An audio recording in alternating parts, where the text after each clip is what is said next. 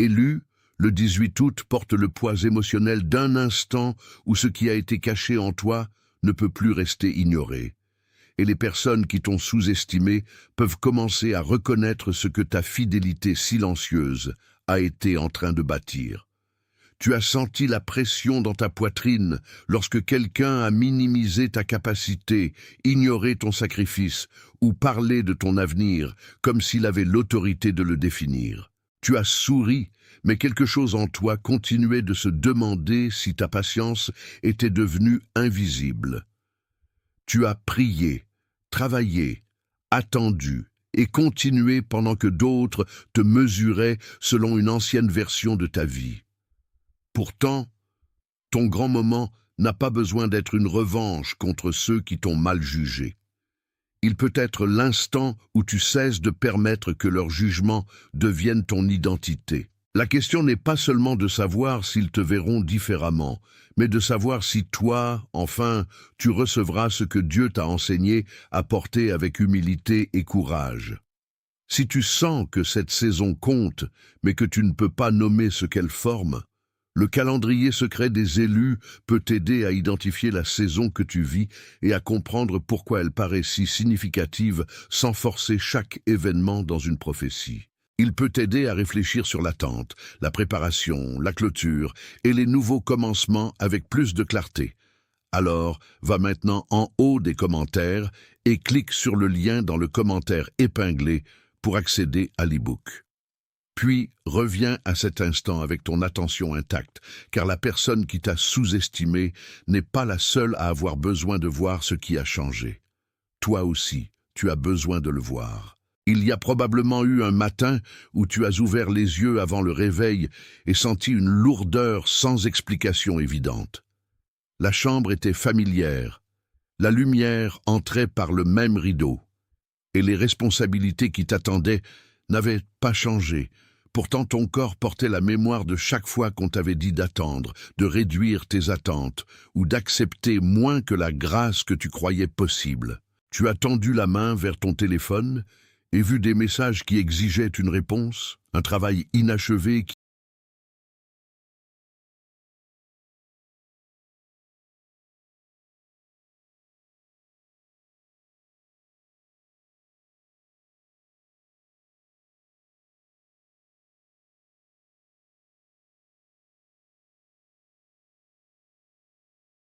Attention, vous devez vous préparer maintenant. J'ai séparé un matériel pour ceux qui sentent que Dieu parle, mais ne savent pas quand ni quoi, et vivent dans la peur de manquer le bon moment. Le calendrier secret des élus va vous donner cette clarté. Ce sont 7 secrets du calendrier du ciel, les marques temporelles que Dieu laisse dans la vie de tout élu, pour que vous reconnaissiez les signes, identifiez la saison dans laquelle vous vous trouvez, et voyez la date que Dieu a réservée pour vous avant qu'elle ne passe. Cessez d'appeler coïncidence ce qui est un signe de Dieu. Cessez de vivre selon l'horloge du monde, pendant que le ciel parle dans un autre temps. Cessez d'attendre sans savoir ce que vous attendez. Votre saison est en train de passer, et un élu qui ne reconnaît pas les temps de Dieu arrive non préparé précisément le jour du tournant. Plus de 10 000 élus ont déjà lu les signes et ont eu la conviction qu'ils cherchaient depuis des années. Ils étaient comme vous. Ils sentaient que Dieu avait quelque chose de prévu, mais ne savaient pas lire les signes. Ils vivaient dans l'attente silencieuse, et ils ont découvert que le jour était déjà dans le calendrier. Il suffisait de le reconnaître. L'offre est ouverte seulement ce mois-ci. Accédez au lien dans le commentaire épinglé maintenant, avant qu'une autre saison de votre faveur ne passe sans que vous vous en rendiez compte. Réclamer ton attention et peut-être un autre rappel de quelque chose que tu avais espéré déjà résolu. Tes épaules se sont crispées avant que tes pieds ne touchent le sol. Cette réaction ne signifie pas que tu es faible ou ingrat. Elle signifie qu'une longue saison d'incompréhension peut faire paraître les moments ordinaires comme des examens. Tu commences à te demander si tu dois t'expliquer encore, prouver ta valeur encore, ou rester silencieux pour que personne ne puisse t'accuser de croire trop. Mais le 18 août, tenu comme marqueur dévotionnel, invite une question différente. Et si le grand moment n'était pas une permission de performer pour les gens qui ont douté de toi, mais une invitation à cesser de vivre en dessous de leurs attentes limitées? Et si prendre possession signifiait recevoir ta responsabilité, ta voix, ta discipline et ta paix sans attendre les applaudissements? La pièce peut sembler identique, mais ta relation avec elle peut changer quand tu ne te réveilles plus en négociant avec l'opinion d'une autre personne. Un moment de reconnaissance approche peut-être émotionnellement, mais une foi responsable ne t'oblige pas à affirmer qu'un événement garanti a été programmé pour une date précise. Le sens de ce jour peut être un marqueur pour la réflexion, un point d'obéissance renouvelé et un rappel que ta vie ne devrait plus rester gouvernée par d'anciennes évaluations. Tu peux reconnaître la différence entre être invisible et être non formé, entre être retardé et être redirigé, entre le rejet et le retrait douloureux de ce qui ne pouvait pas soutenir ta croissance. Tu peux commencer à distinguer la voix de la peur de la direction tranquille qui continue de revenir quand la pièce devient calme. Tu peux apprendre à recevoir une opportunité sans la transformer en preuve de supériorité. Tu peux aussi apprendre à laisser les gens voir le fruit de ton caractère sans avoir besoin qu'ils s'excusent pour chaque moment où ils t'ont mal compris. C'est la promesse sous le titre. Non pas que tout le monde va soudainement te célébrer, mais que tu peux devenir assez clair pour avancer sans leur approbation. La personne qui t'a autrefois sous-estimé peut remarquer ta stabilité, tes limites, ton travail ou ton calme. Pourtant, ta victoire la plus profonde sera que leur reconnaissance ne détermine plus ta valeur. Un grand moment devient sûr quand le cœur qui le reçoit a été entraîné à ne pas confondre visibilité et identité. Tu as le droit de t'élever sans devenir dur, et tu as le droit d'être vu sans devenir dépendant du fait d'être observé. Imagine-toi assis à la table de la cuisine avec un café qui refroidit à côté de ta main. Tu as ouvert un carnet, mais la page reste blanche parce que la question devant toi est plus grande qu'un simple plan. Tu as pensé à la date, à ce qu'elle représente, aux personnes qui ont autrefois ri de ta vision ou traité ta retenue comme une preuve que tu n'avais rien à offrir. Une partie de toi veut un renversement dramatique. Tu veux que la porte s'ouvre assez bruyamment pour que personne ne puisse prétendre ne pas l'avoir entendue. Tu veux que tes résultats parlent dans une langue qui ne laisse aucune place au rejet. Ce désir mérite de l'honnêteté, mais il a aussi besoin de guidance. Un renversement dramatique peut encore te laisser émotionnellement lié aux personnes qui ont causé la blessure. Tu peux recevoir du progrès et rester emprisonné par le besoin de l'afficher. Alors que tu tiens la tasse chaude, observe ce que font tes mains. Sont-elles agrippées à la tasse, comme si tu devais tout tenir ensemble, ou tes doigts commencent-ils à se relâcher? Le corps révèle souvent le coût de porter une dispute qui n'avait pas besoin de devenir la mission de ta vie. Le jour peut t'appeler à te préparer à la visibilité, mais la préparation inclut de décider ce que tu ne deviendras pas quand les gens remarqueront enfin. Ton grand moment ne devrait pas te transformer en une version plus bruyante de ta douleur. Il devrait révéler une version plus vraie de ton appel. Tu as peut-être remarqué ce message parce que quelque chose en toi reconnaît la tension entre être prêt et se sentir encore retenu. Tu vois de petits changements dans tes priorités, dans les conversations que tu ne peux plus tolérer, et dans le genre de travail qui te donne de l'énergie au lieu de t'épuiser. Tu remarques que les anciennes explications sonnent moins convaincantes. Tu remarques que certaines invitations ne ressemblent plus à des opportunités, même quand elles paraissent impressionnantes de loin. Tu remarques que le silence ne se sent pas toujours vide. Parfois, il expose ce que le bruit cachait. Pourtant, le discernement devient difficile quand tu as attendu si longtemps que chaque possibilité paraît urgente. Tu peux ne pas savoir si on te demande d'attendre, de te préparer, de clore un cycle, de rediriger ton énergie, de rebâtir tes fondations ou de recommencer. Le plus dur n'est peut-être pas l'attente, mais de ne pas savoir ce que signifie l'attente. Si cette incertitude t'a laissé à remettre en question chaque pause, Le calendrier secret des élus offre un moyen d'examiner la saison avec plus de clarté, de relier la réflexion à la prière et de reconnaître la différence entre la préparation et l'abandon.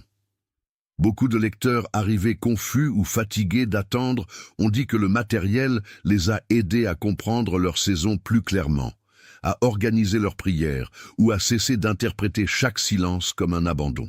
Pour obtenir l'e-book, va maintenant en haut des commentaires et clique sur le lien dans le commentaire épinglé. Que cette clarté pratique te rencontre là où tu es, non comme une pression pour forcer un résultat, mais comme une aide pour choisir ta prochaine réponse fidèle. Une fois que tu sais quel genre de saison tu vis, les voix qui te pressent perdent une partie de leur autorité. La première opposition n'apparaîtra peut-être pas comme un ennemi évident. Elle peut arriver comme distraction, comparaison ou le besoin soudain de prouver que tu progresses. Tu ouvres une plateforme sociale pendant 1 minute et tu pars en te sentant en retard. Tu entends quelqu'un d'autre décrire une promotion, un mariage, un déménagement ou une percée. Et l'ancienne question s'élève, pourquoi pas moi encore? Alors la promesse du titre est déformée. Au lieu d'entendre que ton moment peut être approché avec maturité, tu entends un ordre de rivaliser avec tous ceux qui t'ont autrefois rejeté. Au lieu de prendre possession du courage, tu essaies de prendre possession d'une image. La peur aime cette confusion parce qu'elle peut te garder en mouvement sans t'aider à comprendre où tu vas. Elle peut te faire accepter une porte simplement parce que quelqu'un d'autre l'a appelée succès. Elle peut te faire rejeter une mission tranquille, parce que personne ne regarde. Les personnes qui t'ont sous-estimé peuvent ne pas être capables de reconnaître ta croissance, surtout si elles ne valorisaient que des résultats visibles. Ce n'est pas une raison pour créer un procès public autour d'elles, c'est une raison de bâtir en privé avec honnêteté. Quand la comparaison entre dans ton matin, reviens à la question qui est dessous. Qu'est-ce qui m'a été confié aujourd'hui?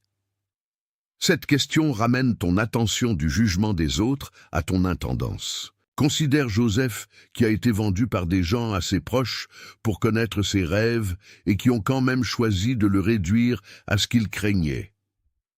Son histoire n'est pas une permission de traiter chaque relation difficile comme une preuve que tu es destiné à la supériorité. C'est l'écho d'un processus où l'identité survit à l'interprétation erronée. Le temps expose le caractère et la préparation se produit dans des lieux qui ne ressemblent pas à la mission finale. Joseph a traversé une fosse, une maison, une prison et une position d'influence, mais chaque cadre lui a demandé de pratiquer la sagesse avant que la grande reconnaissance n'arrive.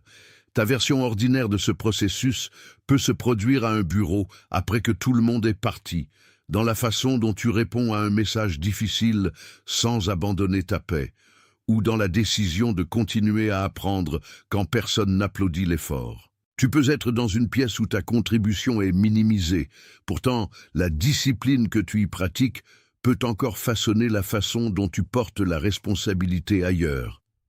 L'écho biblique n'est pas une garantie que tes circonstances copieront les circonstances de Joseph. C'est une invitation à comprendre qu'être sous-estimé n'efface pas ce que Dieu peut être en train de former en toi.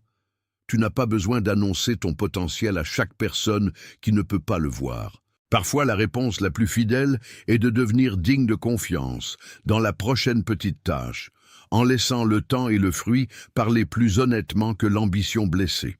Ignorer le signal de cette saison peut te garder à l'intérieur d'un cycle qui paraît familier, mais jamais vraiment paisible. Tu peux accepter une autre conversation où tes limites sont traitées comme de l'égoïsme. Tu peux retourner à un travail qui t'épuise répétitivement parce qu'au moins ses exigences sont connues.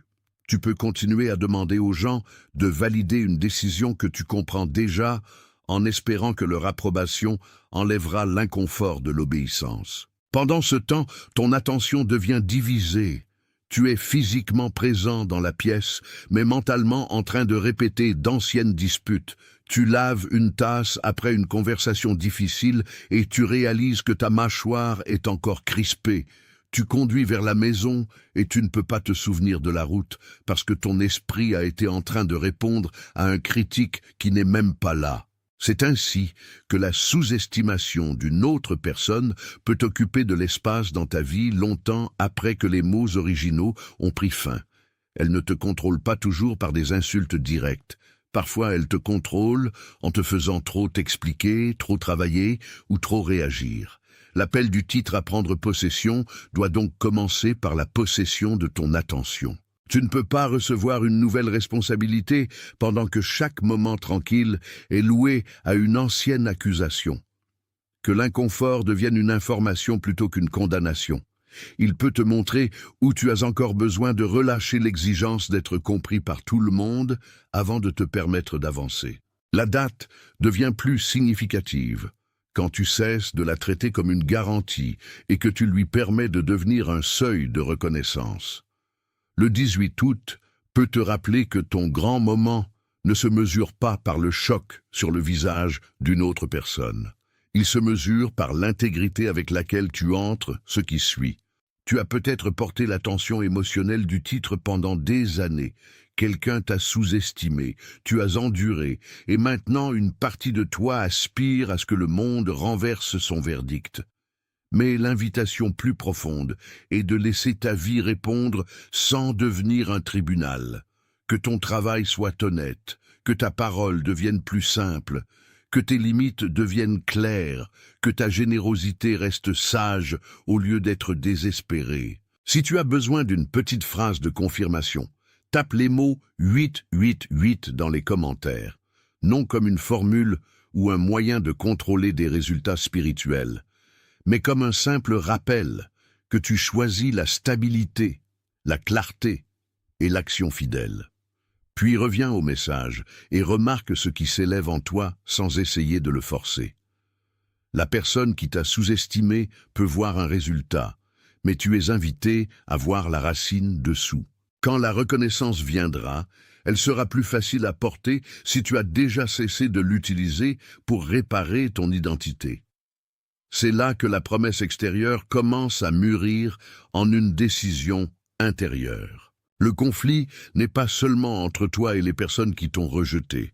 Il est aussi entre la personne que tu deviens et les habitudes que tu as développées en essayant de survivre à leur opinion.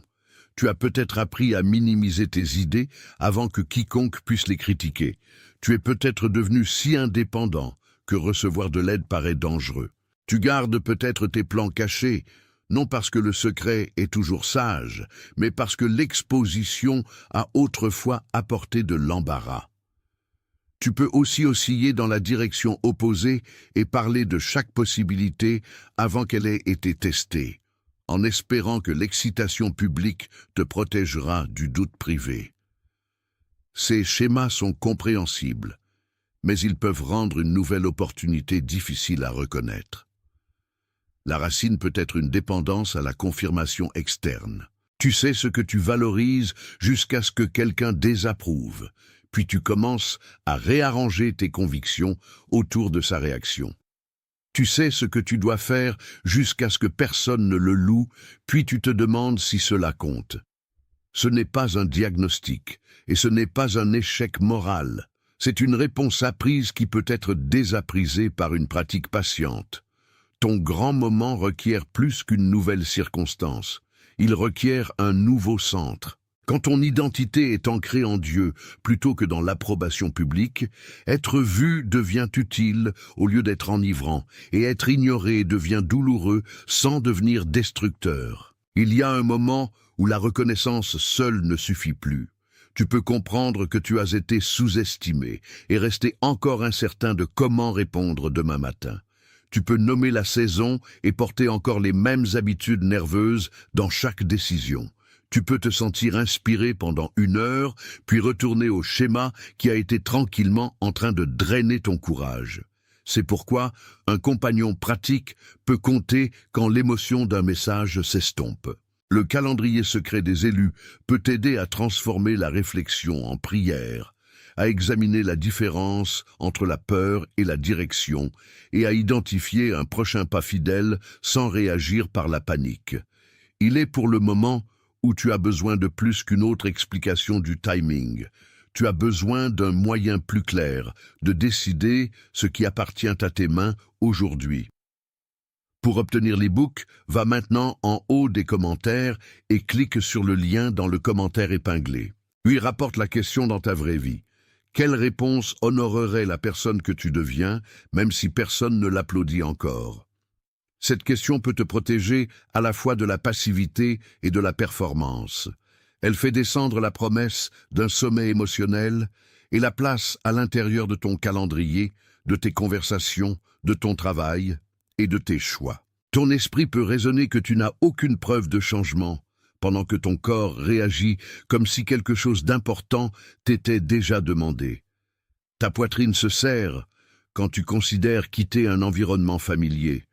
Ton souffle se raccourcit quand tu imagines être visible. Tes mains s'arrêtent au-dessus d'un message parce que tu sais que l'ancienne version de toi répondrait immédiatement, sur la défensive et avec trop d'explications. Ces réactions corporelles méritent de l'attention, mais elles ne devraient pas devenir la seule autorité dans ton discernement. Un corps peut se souvenir du rejet et interpréter une exposition saine comme un danger. Un esprit peut collecter des faits et encore éviter une vérité qui requiert du courage.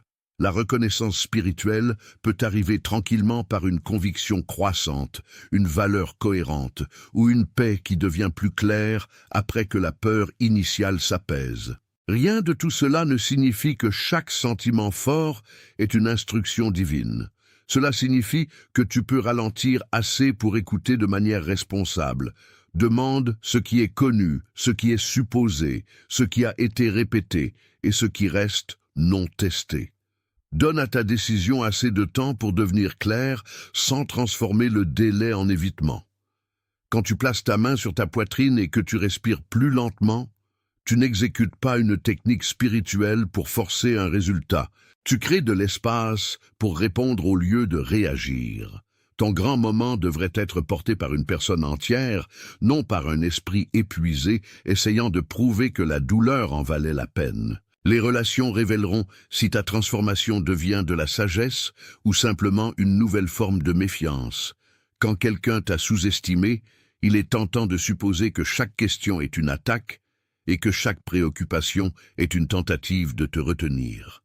Pourtant, le discernement ne t'oblige pas à t'isoler d'une correction honnête. Une personne digne de confiance peut défier ton timing sans diminuer ton appel. Une personne contrôlante peut te louer seulement quand tes choix servent son confort. La différence devient plus claire quand tu observes le fruit de la relation au fil du temps. Après une conversation, te sens-tu invité à penser plus honnêtement ou poussé à abandonner tes convictions? Peux-tu être en désaccord sans être puni? L'autre personne peut-elle célébrer une croissance qui ne la bénéficie pas directement? Tu n'as pas besoin d'étiqueter les gens rapidement pour protéger ta paix. Tu peux réduire l'accès, changer de sujet, retarder une réponse ou choisir de ne pas expliquer une décision privée. Dans la voiture avant d'entrer à la maison, tu peux te demander si tu portes la voix de quelqu'un d'autre dans une pièce qui devrait recevoir ta présence. Cette pause peut empêcher un ancien conflit de gouverner une nouvelle soirée. Prendre possession ne signifie pas prendre le contrôle de tout le monde autour de toi. Cela signifie accepter la responsabilité de l'atmosphère que tu crées, des limites que tu maintiens et du genre d'amour que tu es prêt à pratiquer sans abandonner le discernement. L'opposition garde souvent l'ancien schéma en vie par des urgences moindres. Elle remplit ta journée de petites demandes pour que tu ne fasses jamais face à la seule décision qui changerait ta direction. Tu réponds à chaque message immédiatement, mais tu postpones le travail qui compte. Tu organises le bureau, nettoies la pièce et recherches une autre option en évitant la conversation qui requiert de l'honnêteté. Tu appelles la fatigue un signe pour abandonner quand le vrai besoin est une limite, ou tu appelles la pression un signe pour avancer quand le vrai besoin est la patience. Le bruit n'a pas besoin d'être mauvais pour devenir nuisible. Même de bonnes responsabilités peuvent devenir une cachette quand elles te protègent du risque d'être vues. Les personnes qui t'ont sous-estimé peuvent bénéficier de ta confusion, mais tu n'as pas besoin de les faire des méchants pour devenir clair. Tu as seulement besoin de remarquer quelles demandes interrompent répétitivement ton obéissance plus profonde. Établis une petite fenêtre de silence. Mets le téléphone dans une autre pièce. Écris la décision que tu continues de postponer en une phrase honnête.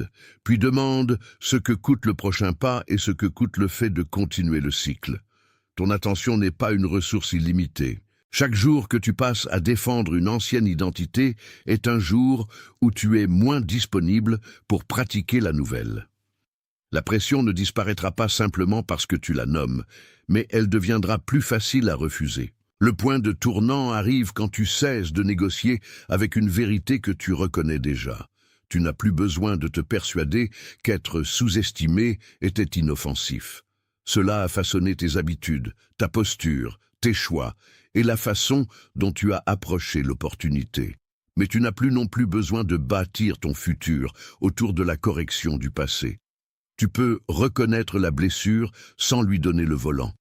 Tu peux dire « J'ai été ignoré, mais je ne suis pas effacé ». Cette phrase ne nie pas ce qui s'est passé. Elle sépare l'événement de ton identité. Le 18 août, laisse la force émotionnelle de ton grand moment devenir une décision de recevoir ta vie avec plus de responsabilité. Prends possession du travail qui t'appartient. Prends possession de l'excuse que tu peux avoir besoin de t'offrir pour des années passées à te rétrécir. Prends possession de la paix qui ne requiert pas qu'une autre personne admette qu'elle avait tort. Si quelqu'un te voit maintenant, qu'il voit une personne qui a appris à porter l'influence sans mépris. S'il ne te voit pas, que ton obéissance reste réelle quand même. La promesse du titre devient mature quand la visibilité n'est plus la condition de la fidélité. Tu n'attends pas de devenir digne après que les autres te reconnaissent. Tu apprends à agir depuis la valeur pendant que la reconnaissance reste incertaine. Imagine une seule lampe brûlant à l'intérieur d'une maison avant l'aube. Les fenêtres sont sombres, les rues sont calmes, et de l'extérieur personne ne sait ce qui se passe dans cette pièce. À l'intérieur, quelqu'un se prépare depuis longtemps. Une table a été dégagée, des papiers ont été arrangés, des outils ont été placés à portée de main. La lumière ne s'annonce pas au quartier, mais elle permet au travail minutieux de continuer. Cette lampe deviendra l'image soutenue de ce que ta saison peut être en train de former. Ton grand moment n'est pas l'instant où chaque fenêtre s'ouvre et où tout le monde regarde à l'intérieur. C'est le moment où la lumière en toi devient assez stable pour guider ton prochain acte fidèle. Tu as peut-être confondu la cachette avec l'échec parce que tu ne pouvais pas voir de preuves publiques de progrès. Pourtant, le travail caché peut encore être un vrai travail. La pièce tranquille n'est pas vide. Tes prières, décisions, retenues, apprentissages et guérisons ne sont pas gaspillés simplement parce qu'ils n'ont pas produit une scène dramatique, que la lampe clarifie ce que signifie prendre possession. Tu ne prends pas possession de l'approbation d'une autre personne. Tu reçois la lumière qui t'a été confiée à entretenir et tu apprends comment l'utiliser sans te brûler ni exiger que tout le monde dehors comprenne sa source. À l'intérieur de cette maison tranquille, la lampe a enduré plus d'une nuit. Sa flamme a été protégée des courants d'air, taillée quand elle fumait et repleunie quand l'huile devenait basse. Personne passant dans la rue ne pouvait mesurer le soin requis pour la garder brûlante. De la même façon, ta formation a inclus des décisions qui paraissaient ordinaires, mais portaient un grand poids. Tu as terminé une conversation avant que la colère ne devienne cruauté. Tu es retourné au travail après une déception sans prétendre que tu n'étais pas affecté. Tu as demandé de l'aide au lieu de transformer l'épuisement en orgueil. Tu as appris à prier sans utiliser la prière comme substitut à la responsabilité.